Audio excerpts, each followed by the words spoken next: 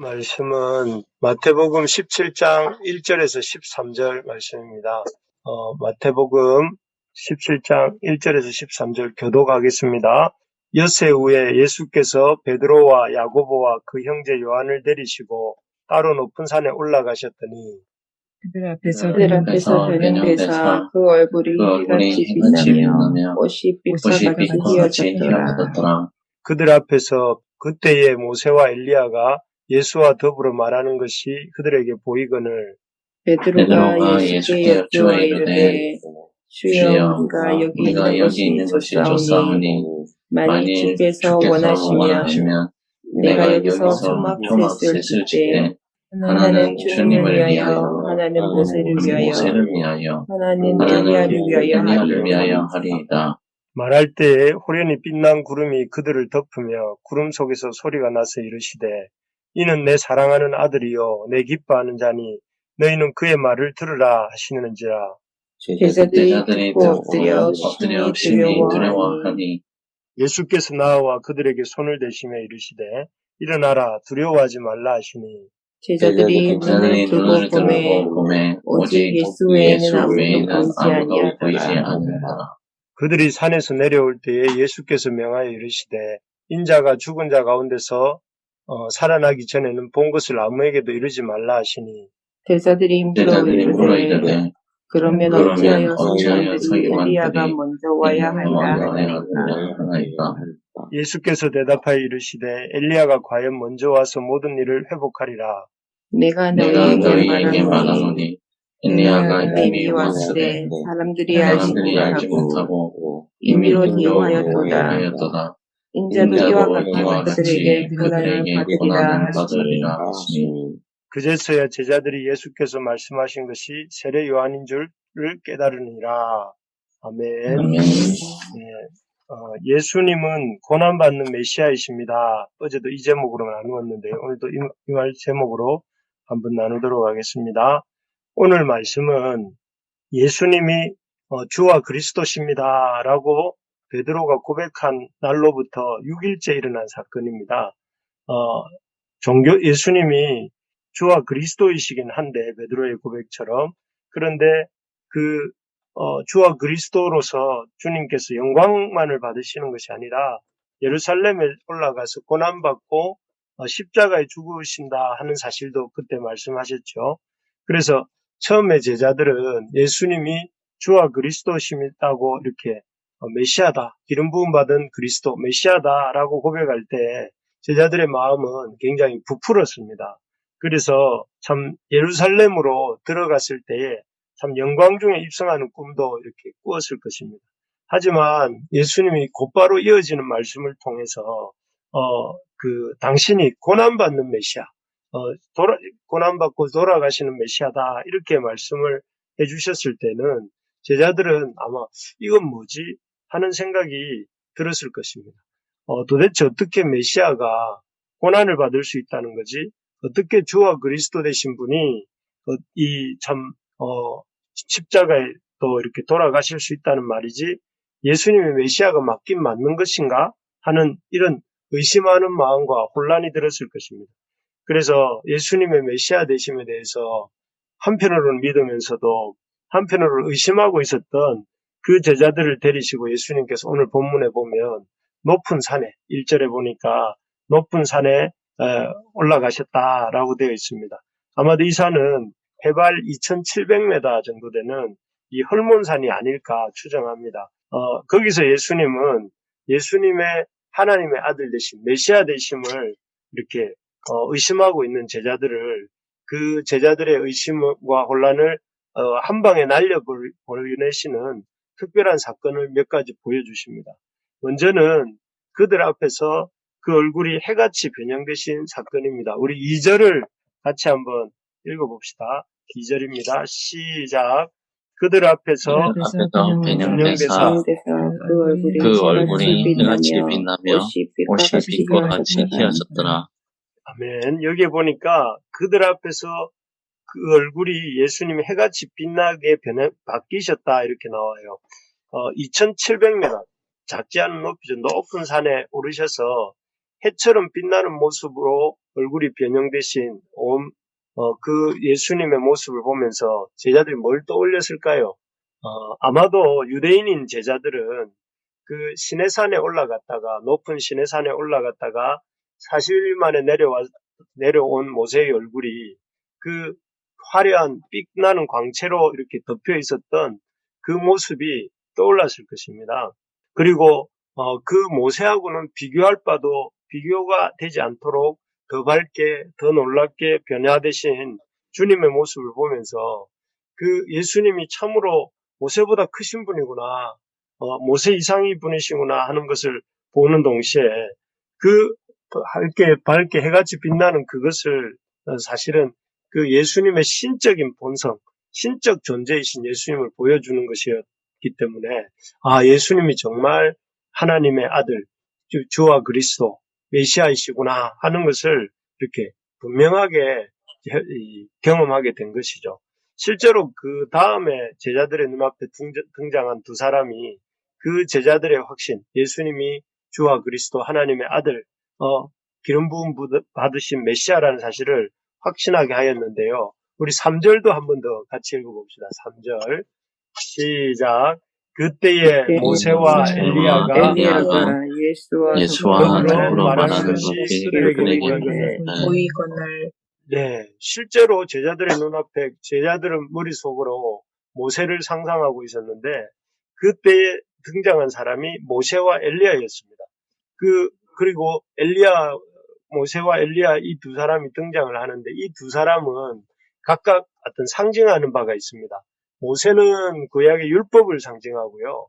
또 이렇게 엘리야는 선지자들을 대표하는 그런 인물들로서 예수님이 그런 구약에 약속했던 메시아다 하는 것을 이 두 사람의 등장이 이렇게 보여주는 것이죠. 동시에 이 모세와 엘리야는 그 유대인들의 전승에 의하면 이 모세도 죽었다는 얘기는 나오지만 시신이 발견되지 않은 사람이고 엘리야는 그야말로 화려하게 불말과 불병거를 타고 하늘로 올라간 사람 아닙니까? 그래서 이 두 사람은 죽음을 보지 않고 승천한 그 구약의 새 인물이라고 이렇게 유대인들은 생각한대요. 그런데 그렇게 본다면 예수님은 이렇게 죽지만 부활하시고 승천하실 것을 말씀하셨는데 그 말씀이 과연 진짜로 사실이다 하는 것을 보여주는 증거가 바로 모세와 엘리야가 등장하는 이 모습인 것입니다. 그래서 제자들은 예수님이 정말 구약의 약속대로 선지자들의 언약대로 오신 분이고 나아가서 예수님이 그들처럼 모세와 엘리야처럼 죽음을 넘어 부활하시고 승천하실 것이고 또 이 예수님을 야말로 하나님의 아들이시구나 그런 생각이 들었을 것이고 그래서 그야말로 6일 동안 예수님 메시아 맞나?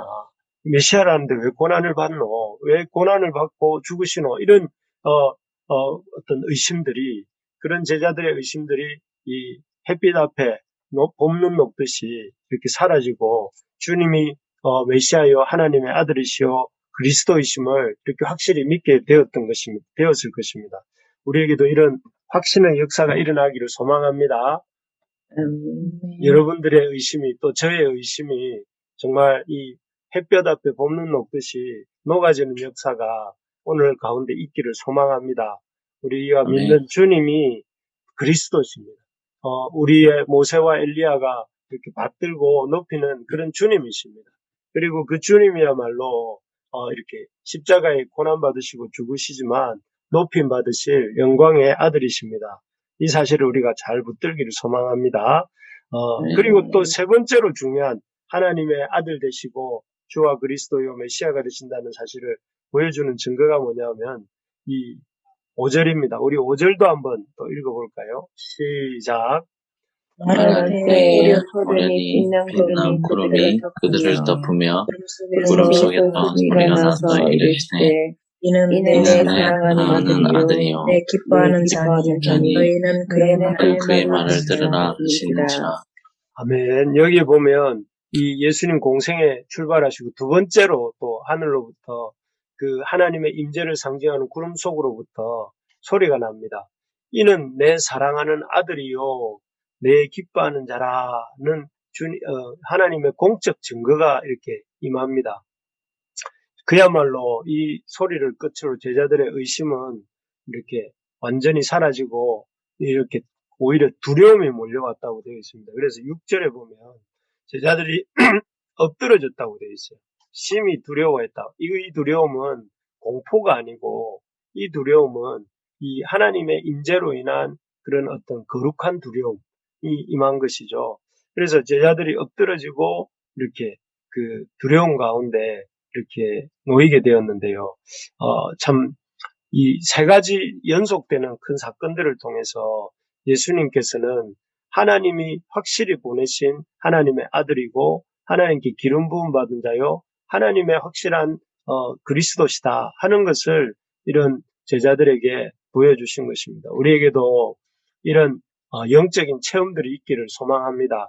그래서 여러분들 주님 앞에 엎드러지는 꼬꾸라지는 저와 여러분들 되기를 소망하고 그래서 우리가 부인할 수 없는 주님의 아들 되심과 주님의 그 영광이 우리에게 느껴지고 또 지금도 그렇지만 앞으로도 더 힘차게 믿음으로 달려가는 우리 부르심의 가족들 되기를 주님의 이름으로 축복합니다.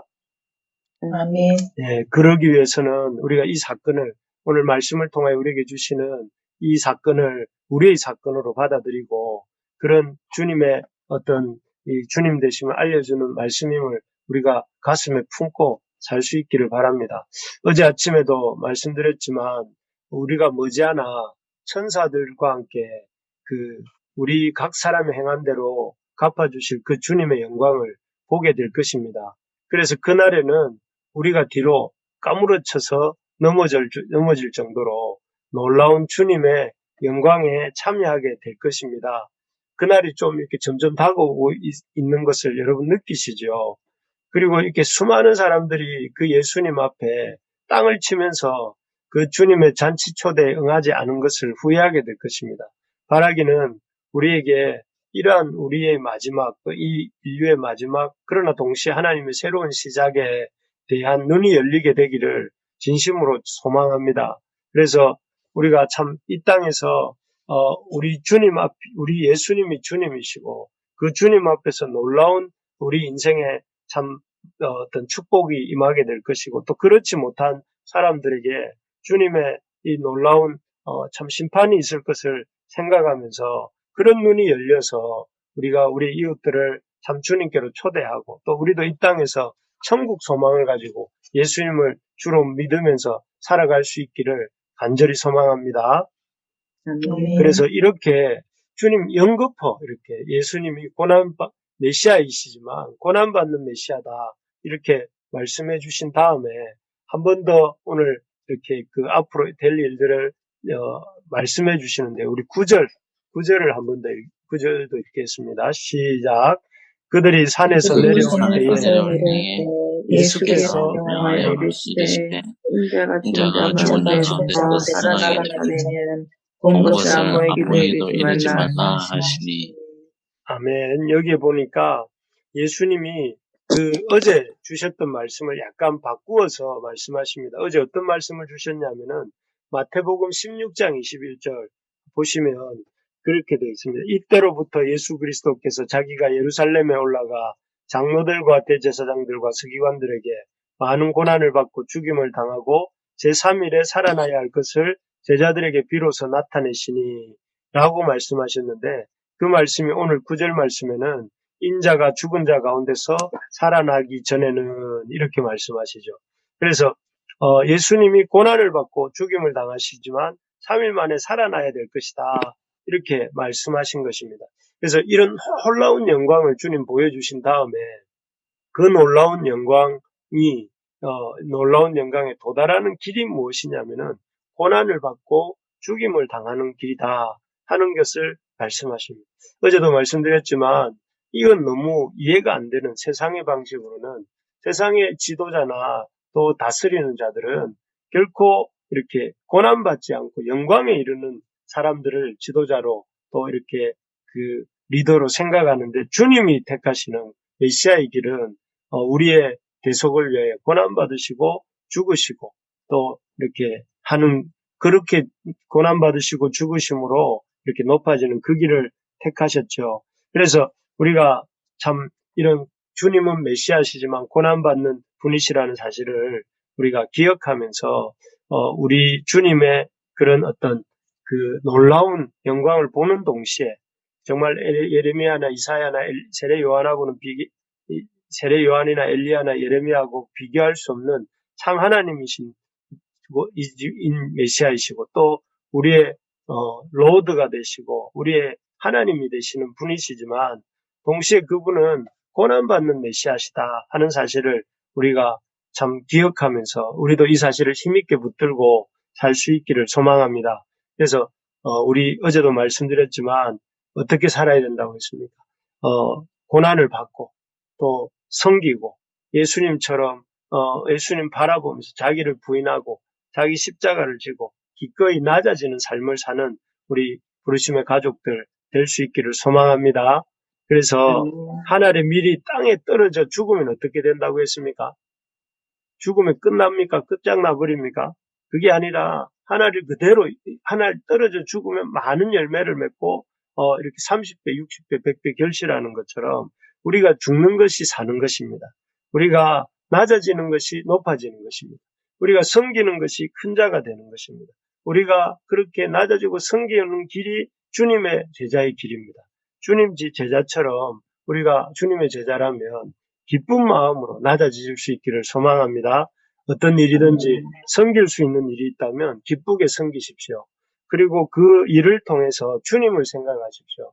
우리 주님을 생각하면서 우리가 어디에 있든 우리의 일터에 있든 우리의 어떤 가정에 있든 누군가를 만나든 교회를 섬기든 그 일을 주님을 생각함으로 낮아지고 섬길 때에 그곳에서 주님의 역사가 일어나고 또 그 주님의 놀라운 축복이 임하여서 하나님께서 그곳을 하나님의 나라로 삼아주시고 하나님의 이 통치를 이루어 주실 줄로 믿습니다. 오늘 말씀을 생각하면서 이 변형되신 예수님, 해같이 변형되시고 그 모세와 엘리야의 그 이런 섬김을 받으시고 또 하늘에 소리가 나서 내 아들 내 기뻐하는 자라는 그 소리가 나셨던 주님, 그 주님의 영광을 우리도 바라볼 수 있기를 소망하고 또 그 주님이 다시 한번 당부하신 것처럼 우리가 섬기고 낮아지는 자리로 가겠다고 결단하는 이 아침이 되시기를 주님의 이름으로 축복합니다.